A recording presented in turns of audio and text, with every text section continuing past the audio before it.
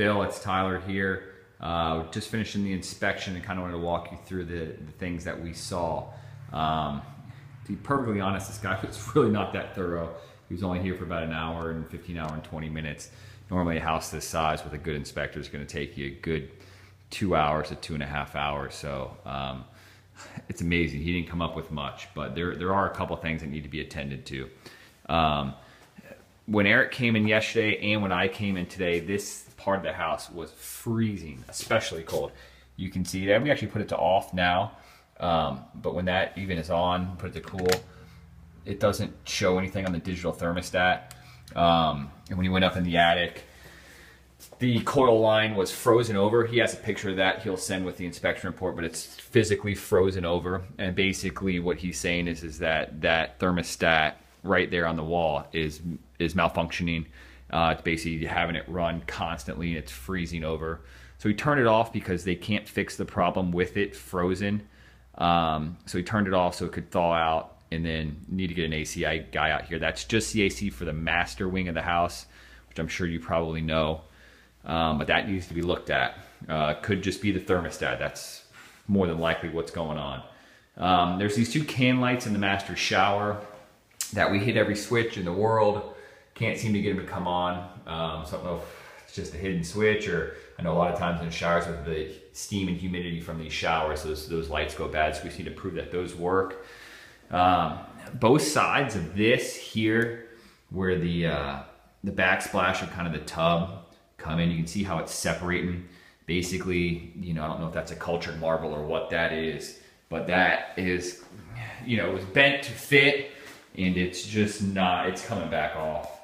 You know, there's really not much you can do to it, but basically seal it, maybe put a grout or a caulk in there. It's a cosmetic item, but you know, it would be nice to clean that up, and you know, you definitely want to do something with that, so no water intrusion gets in there at all. So those are those items. I'm gonna go out to the patio. Oh, there's one more thing in here. The lock you probably know about, obviously, because you put this, you'll call this a New York lock, the piece of wood down there. That locking mechanism for the slider on this side, this right side, is broken, which again, you obviously know about because you put the piece of wood there. So that locking mechanism needs to be fixed. It's going up and down. It's obviously just not latching into where that gap is for the lock. So not sure about that. Now the pool, he could not get the pool heater and pool light to come on. Maybe there's a trick. I didn't see an Aqualink system in here. If we can just get your pool guy to come out here, I guess, and give us some type of invoice or report that the pool light works and the pool heater works, because I know pool heaters don't automatically just pop on right away sometimes. Sometimes they got to give them a little bit of time. So if we could do that, get your pool company out here to look at the pool heater and the light that's in that pool there. The sprinkler box, I noticed this when I was walking around. You know, it's barely hanging on, man. It is, and you can see the debris that's actually behind the light there. You know, there's been water intrusion or some type of, there's debris that's gotten behind the screen even. So that box is not functioning at all. Now we're pretty sure that the irrigation is functioning, because otherwise the grass would be really, really dead. You know, I'm sure you had it probably locked on some type of cycle before you left.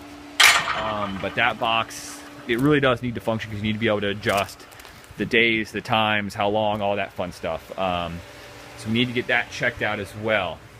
I don't know if your lawn guy can handle that. I have a good sprinkler guy that I use if you need somebody to come out here and check that.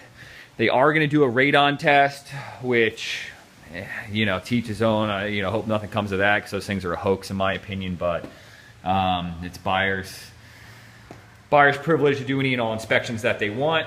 So we have to allow that to happen. They'll probably call me for access, and the machine stays here for a couple days and they come and pick it up. So that's the nuts and bolts of that one. And that should be it. There was one thing with the fan, the motor was running too loud, but I think that's just a joke. You know, if they say anything about, you know, the fan motor, I'm just gonna laugh at them. But that should be it. All right. I will talk to you soon.